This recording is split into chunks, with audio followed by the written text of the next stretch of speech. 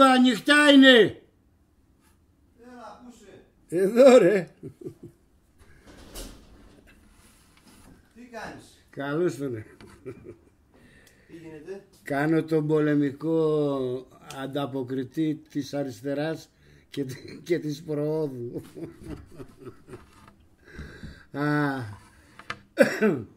Στέλνω τα μαντάτα στον άλλο κόσμο, εδώ στο φιαράκι μου το χρόνια, το Μίσιο. Τα έχει πει νωρίτερα αυτός βέβαια, αλλά εγώ του στέλνω από εκείνα που έχασε, κατάλαβες.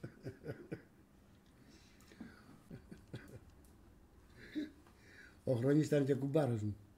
Όταν του πρότεινα να με στεφανώσει, μου λέει, αδερφέ, όσους έχω παντρέψει έχουν χωρίσει. Προχώρα, του λέω, ρε. Όταν χώρισα, μου λέει, τι σου λέει, του στέλνω λοιπόν εδώ. Αγαπημένε μου φίλε Χρόνη, μου λείπεις και σε χαιρετώ. Καλά εσύ έφυγες νωρίς, μετά να δεις τι έγινε. Μετά να δεις τι έγινε. Σου στέλνω εν είδη πανηγυρικού τα τελευταία μαντάτα. Κάθεσαι, κάτσε, στρίψε και ένα τσιγάρο και άκου.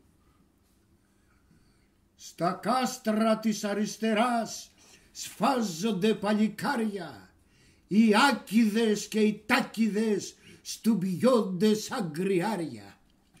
Ο ένας βαράει δεξιά, αριστερά ο άλλος και ο παλμός στο πόπολο είναι πολύ μεγάλος. Το δε πεδίον της Βουλής εδίον της Λαΐδος κι ό,τι ζητάν οι δανειστές το παίρνουνε σε είδος. Ο Μίτσος αρχιτέκτονας, μηχανικός ο Τάκης, ο Καραγκιόζης λογιστής και δικαστής ο Λάκης, ο Χατζατζάρης διαιτητής και αδερφοσημαζόχτρα, στο γάμο της κυραπαυτής παρτασκατά και σπρόχτα.